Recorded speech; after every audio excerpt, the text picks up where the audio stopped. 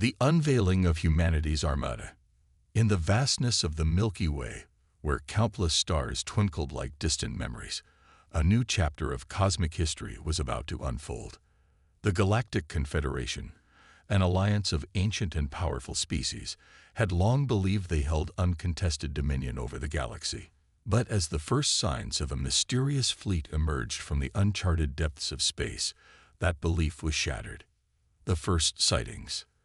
The initial reports came from the outermost surveillance stations, barely whispers in the void. Unidentified ships, massive and ancient, were detected on the fringes of known space. The Confederation's intelligence agencies scrambled to analyze the data, but the sheer scale of the fleet left them stunned.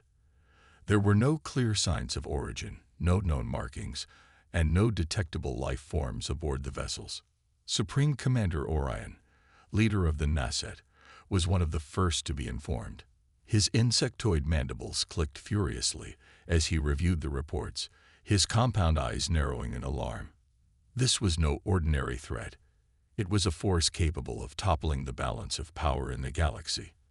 An emergency council meeting was called on the Nasset homeworld, with representatives from every major species in the Confederation. The emergency council meeting. The Grand Chamber buzzed with tension as the leaders of the galaxy's most powerful civilizations gathered. Holographic displays projected the ominous image of the fleet, 800,000 ancient dreadnoughts, their hulls dark and foreboding, gliding silently through the stars. The room was filled with the chatter of speculation and fear. What ancient civilization could have built such a fleet? Why had it appeared now, after eons of silence? Amidst the growing panic, the human ambassador, Jake Adams, stood and cleared his throat. The room fell silent, every eye turning to the young representative of a species that had only recently achieved interstellar travel. Jake's calm demeanor was a stark contrast to the chaos around him. "I'm afraid you're all mistaken," Jake began, his voice steady. "Those dreadnoughts aren't from some long-lost alien empire. They're human." The revelation. For a moment, the chamber was utterly silent. Then, like a dam breaking, shouts of disbelief and outrage filled the air. How could it be possible? Humanity had only joined the ranks of the Confederation a century ago. How could they have built such a vast fleet without anyone noticing? Jake raised his hands to quiet the room. "Before we made first contact, Earth faced a crisis that nearly destroyed us," he explained. "As a last resort, we constructed this fleet in secret. When the threat passed, we hid the ships away, hoping never to need them again." The room fell into a tense silence as the implications of Jake's words sank in. Supreme Commander Orion was the first to speak, his voice a low, dangerous growl. "You will turn over command of those ships to the Confederation immediately." Jake met the Nasset leader's compound gaze without flinching. "I'm afraid that's not possible. The Dreadnoughts will only respond to human control. However, I can offer a compromise." The proposal. Jake's proposal hung in the air, heavy with the weight of its significance. Humanity would place the fleet in the service of the Confederation's defense, but they would retain ultimate authority over the ships. It was a risky move, one that could either unite the galaxy in a new era of cooperation or spark a conflict that would consume them all. Supreme Commander Orion, after a long, tense moment, finally nodded. "We have no choice but to accept your offer. For now. But know this, human, you will be watched more closely than ever before." Jake inclined his head, understanding the gravity of the situation. With the revelation of the fleet, humanity had just become the most important piece on the galactic chessboard. The stakes had never been higher. The road ahead. As the council meeting adjourned, Jake's mind was already racing with the implications of what had just transpired. The Dreadnoughts, once hidden away to protect Earth, were now thrust into the center of galactic politics. Old rivalries and hidden agendas would soon emerge, each species calculating how to turn this new balance of power to their advantage. But Jake knew that this was only the beginning. The galaxy had changed, and humanity stood at the forefront of its future. The fate of countless worlds now rested in his hands, and he would need to navigate the shadows of the past. The return to Sol. The journey back to the Sol system was a somber one. Jake Adams, now burdened with the knowledge of humanity's hidden fleet, stared out the viewport of his ship as stars blurred past. The Dreadnoughts were en route to Earth, where they would rendezvous with the remaining vessels still hidden in the depths of the Kuiper Belt. The fleet had been dormant for centuries, but now, as they moved closer to their homeworld, a sense of unease settled over the crew. The Sol system was a place of contrasts. Earth, the cradle of humanity, was a blue and green gem floating in the void, surrounded by a defensive network of stations and satellites. But further out, near the edges of the system, lay the graveyard of the old war, a testament to the sacrifices made by those who had fought to protect their world. Among the debris were the hulks of early spacefaring vessels, long-abandoned research stations, and the silent, looming presence of the ancient Dreadnoughts. As Jake's ship approached Earth, he couldn't help but feel the weight of history pressing down on him.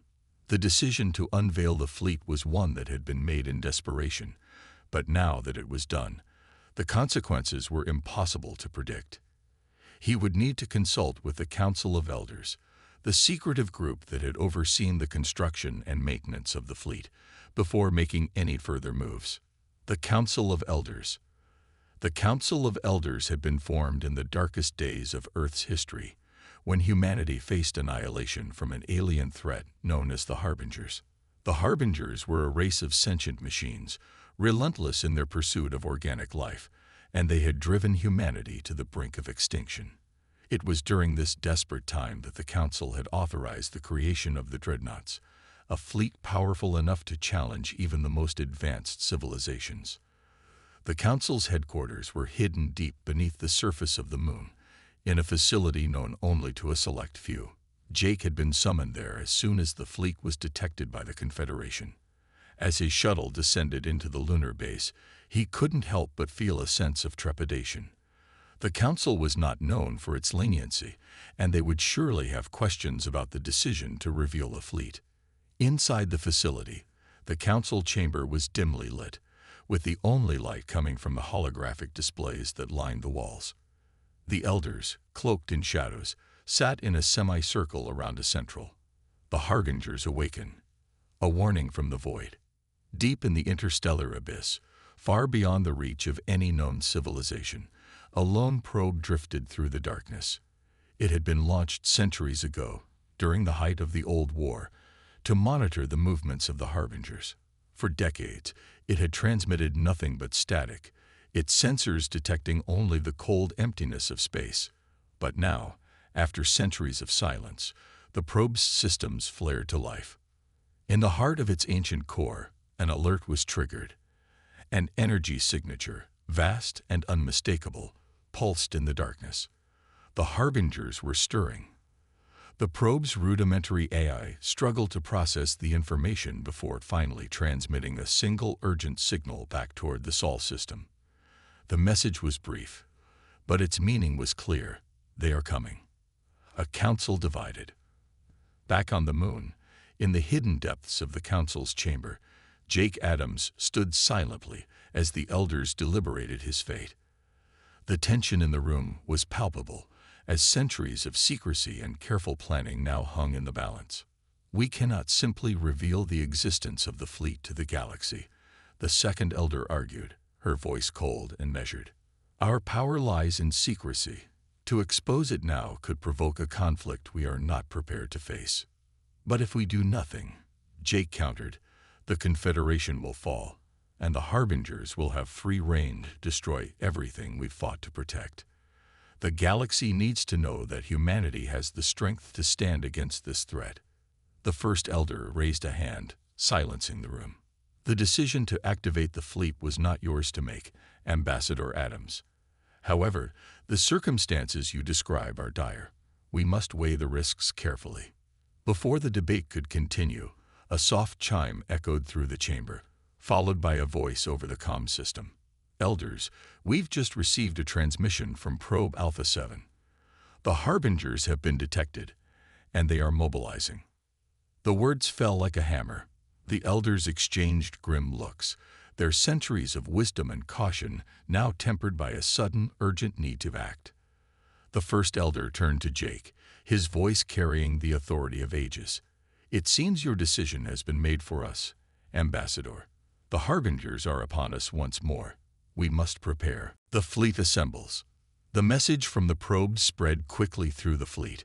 Ships that had lain dormant for generations now came to life, their reactors humming with renewed energy. The Dreadnoughts, vast and ancient, began to maneuver into formation, their hulls glinting in the sunlight as they emerged from the Kuiper Belt. Earth's defenses, long considered sufficient against any known threat, were now augmented by the full might of the hidden fleet.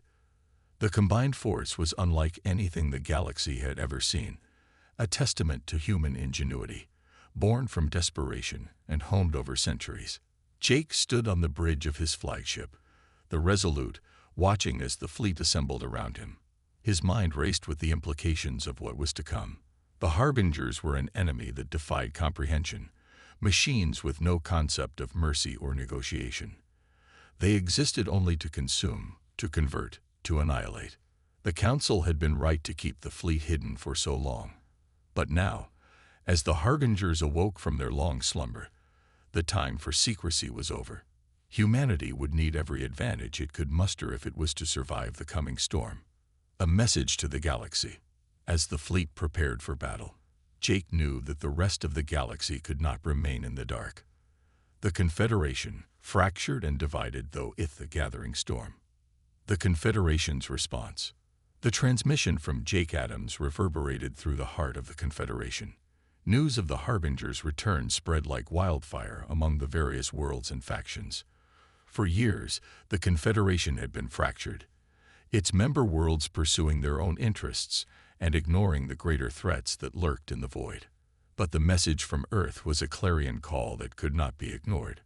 On the planet of Epsilon Prime, a world known for its advanced research and technology, the Council of the United Worlds convened an emergency session.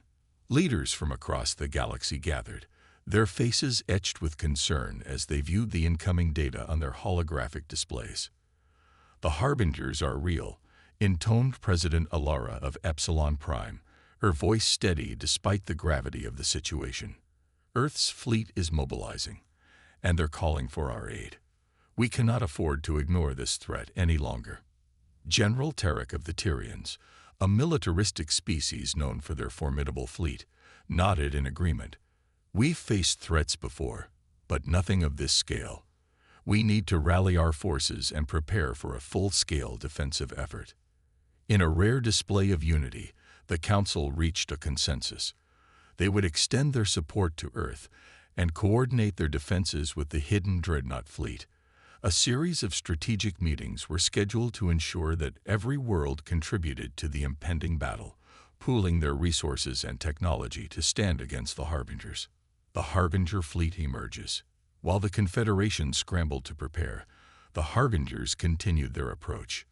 The probe's warning had been accurate. The Harbingers were indeed mobilizing, and their vast armada was now visible on deep space scanners.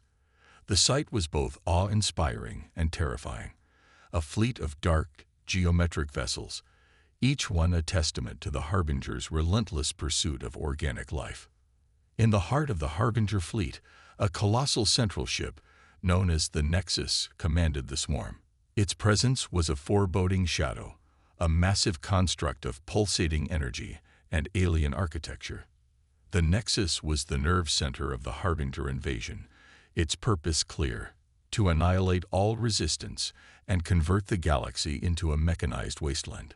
Preparing for the unknown. Back on Earth, preparations were in full swing.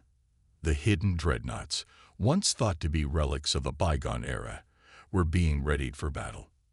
The Dreadnoughts were immense, their hulls reinforced with layers of advanced shielding and their weapon systems primed for combat. The crews, many of whom had only heard tales of these legendary ships, were now faced with the reality of their mission. Jake Adams found himself at the center of the preparations, working alongside engineers, military strategists, and scientists. The weight of leadership was heavy, but Jake remained resolute. He knew that the survival of humanity, and possibly the entire galaxy, depended on their ability to unite and confront the Harbingers. The first skirmish. As the fleet gathered in the outskirts of the Sol system, the Harbingers made their move. The initial clash came as a surprise. A small contingent of Harbinger scouts breached the outer defenses of the Sol system, their arrival marked by a sudden and violent burst of energy. The Confederation's forces, still in the early stages of mobilization, scrambled to respond. The Tyrians, with their formidable military, engaged the scouts with precision strikes, but the Harbingers proved to be more resilient than anticipated. The scouts, though small in number, were equipped with advanced cloaking and disruptive technology that made them difficult targets. The first battle was fierce, but it was a mere prelude to the larger conflict to come. The skirmish demonstrated the Harbingers' adaptability and their ability to strike with deadly efficiency. It also served as a wake-up call for the Confederation, emphasizing the need for coordinated and decisive action. Rallying the Allies. In the wake of the skirmish, the leaders of the Confederation and the Council of Elders met once more. The urgency of the situation had become clear, and the need for a unified strategy was paramount. Jake Adams addressed the gathered leaders, his voice carrying the weight of his experiences. "We have seen the Harbinger's strength, and we know the challenge ahead. But if we stand together, if we bring our collective strengths to bear, we can drive them back and protect our homes." The leaders nodded in agreement, their resolve solidified by the recent battle.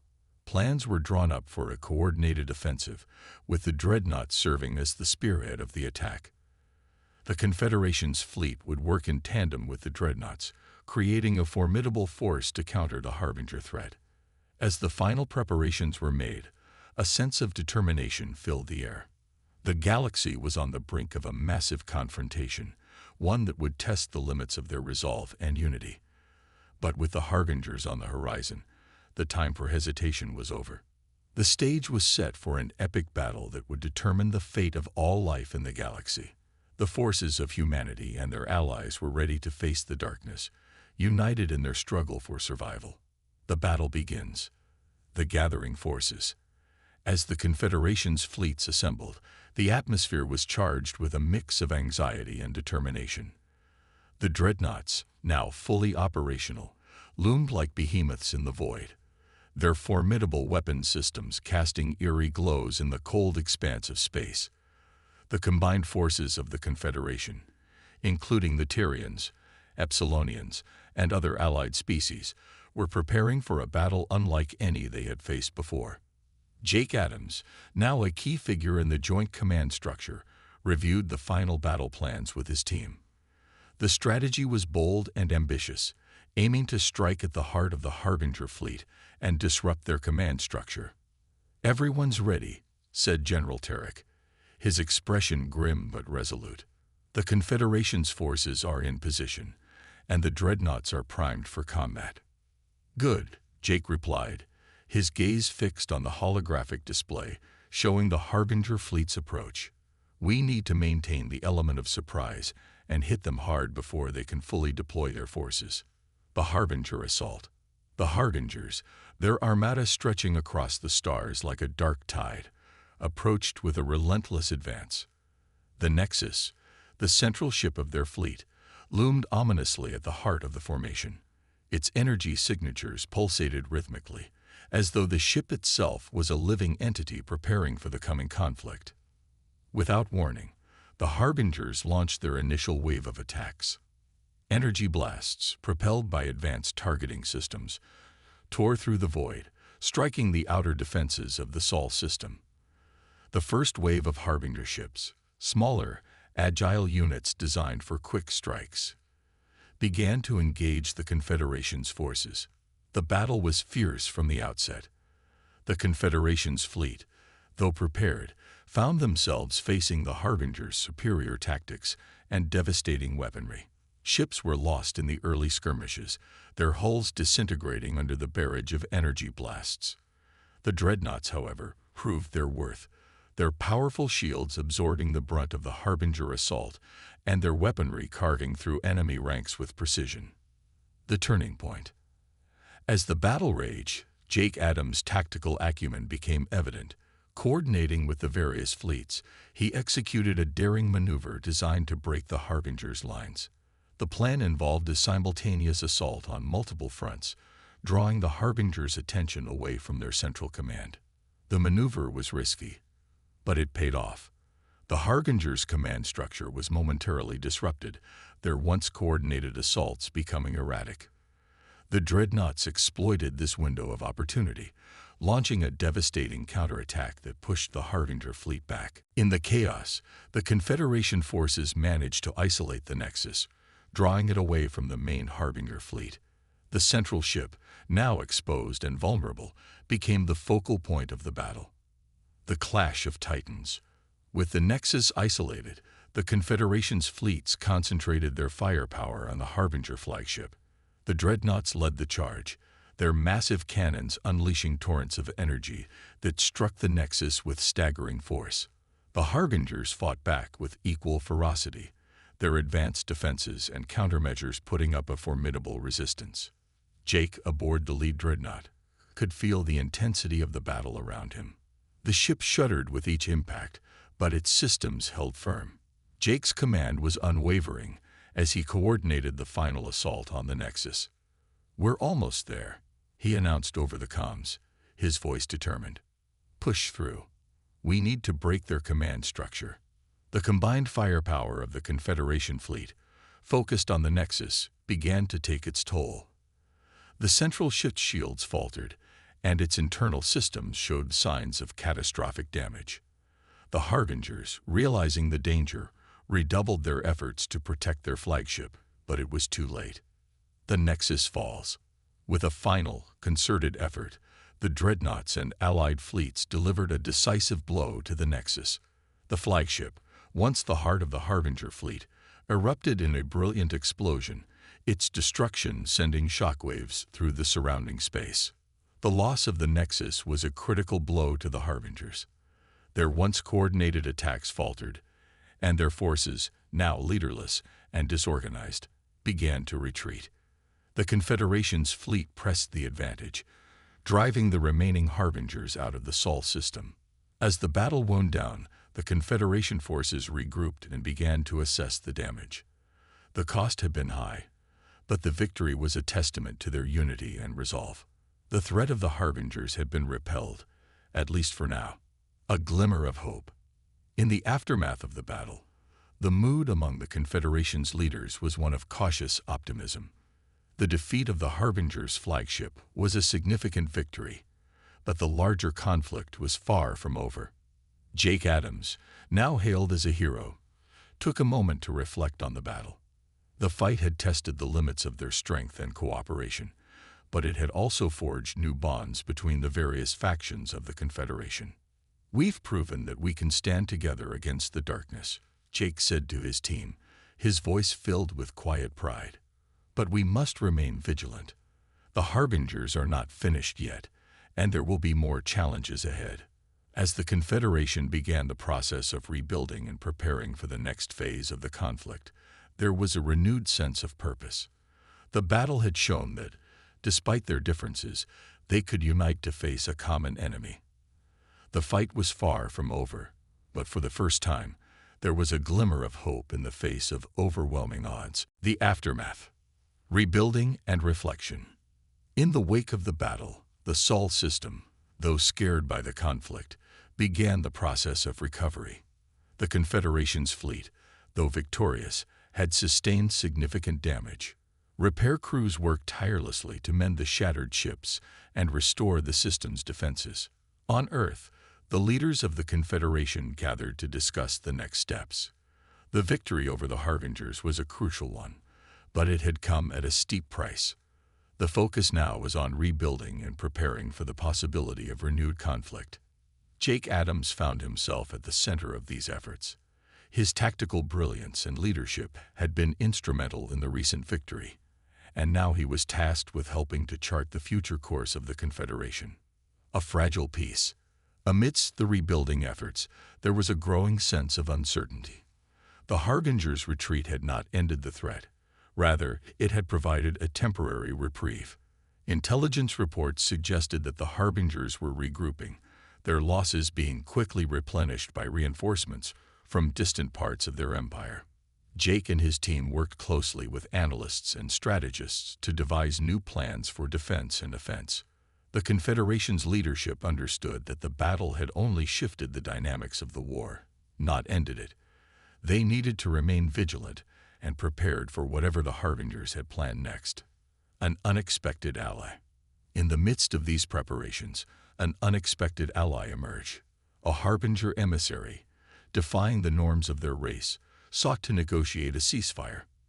The emissary, a Harbinger named Kira, claimed to be a rogue element within their ranks, disillusioned by the endless war and seeking a way to broker peace. Kira's arrival was met with skepticism. The Confederation's leaders were wary of any overtures from the Harbingers, given the recent battle's devastation. However, Jake saw an opportunity. If Kira's intentions were genuine, it could provide a chance to end the conflict on terms favorable to both sides. The diplomatic challenge.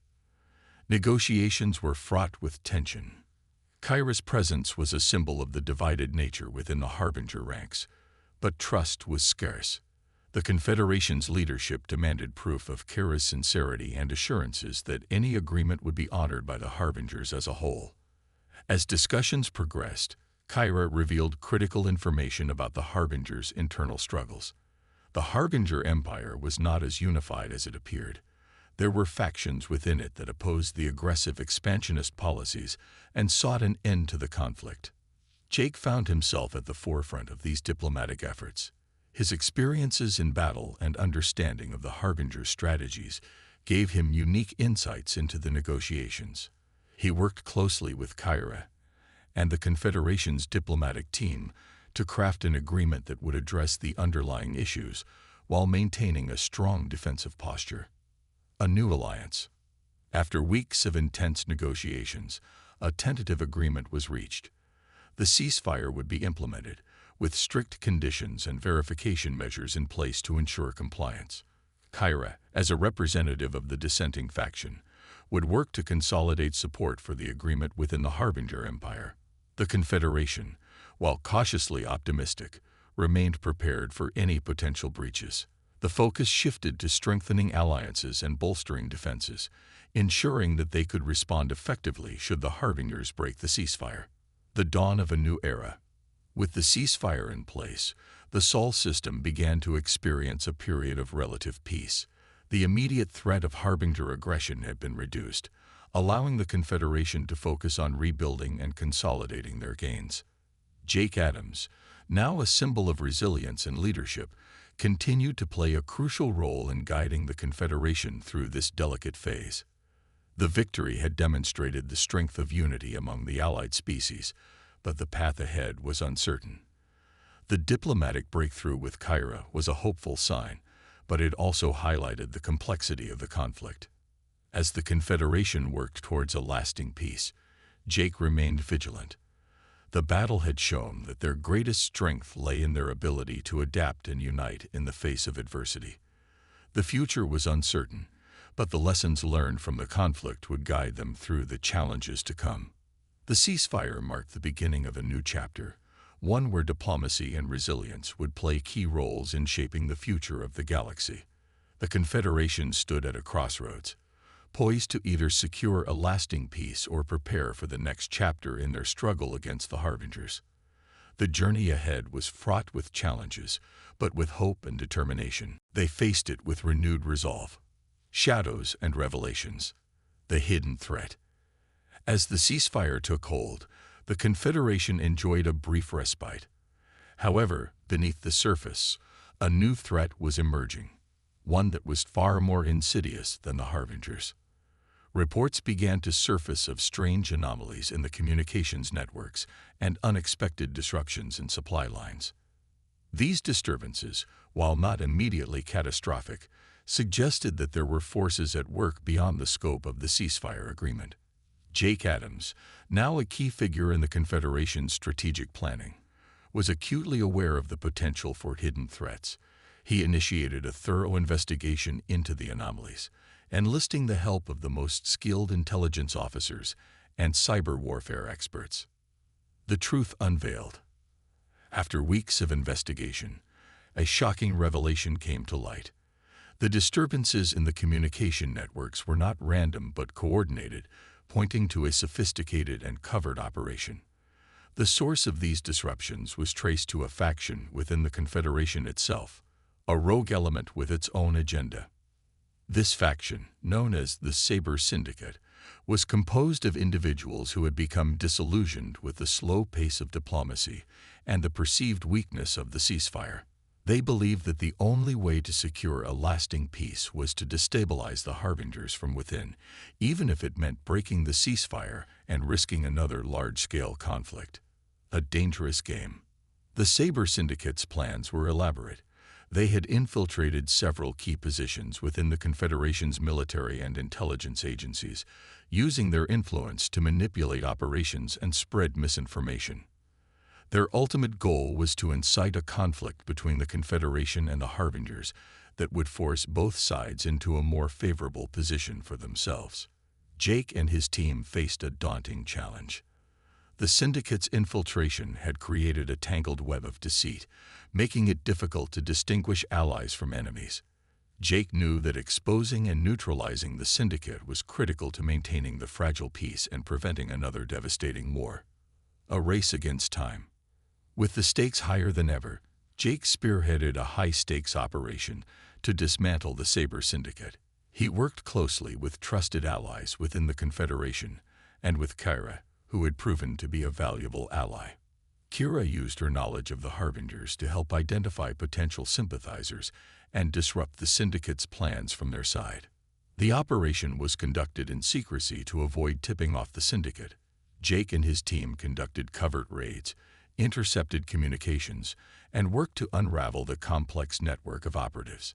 Each step brought them closer to uncovering the full extent of the Syndicate's influence and neutralizing their threat. An unexpected betrayal. In the midst of their efforts, Jake was faced with a personal betrayal. One of his closest confidants, a trusted officer named Lydia, was revealed to be an integral part of the Saber Syndicate. Her betrayal was a devastating blow, both personally and strategically. Lydia had been feeding information to the Syndicate and sabotaging their operations from within. Jake was forced to confront Lydia in a tense and emotional confrontation. Her motivations were driven by a deep-seated frustration with the political machinations and the slow pace of progress. She believed that the Syndicate's methods were necessary to achieve what she saw as a greater good. Despite the betrayal, Jake managed to capture Lydia and prevent her from further sabotaging their efforts. Her capture provided crucial information that helped the Confederation dismantle the remaining elements of the Syndicate. A new threat emerges. With the Saber Syndicate dismantled, the immediate threat was quelled, but Jake knew that the resolution of this crisis was only the beginning. The political landscape had been further complicated by the internal conflict, and the Harbingers remained a potent threat. Jake and Kyra continued their efforts to strengthen the ceasefire and work towards a more stable and lasting peace. The revelations about the Saber Syndicate had underscored the need for vigilance and unity within the Confederation. They also highlighted the complex nature of their struggle and the potential for new threats to emerge from within. Looking ahead, as the Confederation moved forward, Jake was determined to ensure that the lessons learned from the internal conflict would guide their future actions. The experience had revealed both the strengths and vulnerabilities of their society and the need for a more cohesive and resilient approach to their challenges. The ceasefire with the Harbingers remained in place, but the Confederation's leadership was acutely aware of the ongoing dangers. They continued to work towards securing alliances, improving defenses, and fostering diplomatic relations to create a more stable and secure future. Jake Adams stood at the forefront of these efforts, a symbol of resilience and determination. The journey ahead was uncertain, but with the experience gained and the alliances forged, the Confederation was better equipped to face the challenges that lay ahead.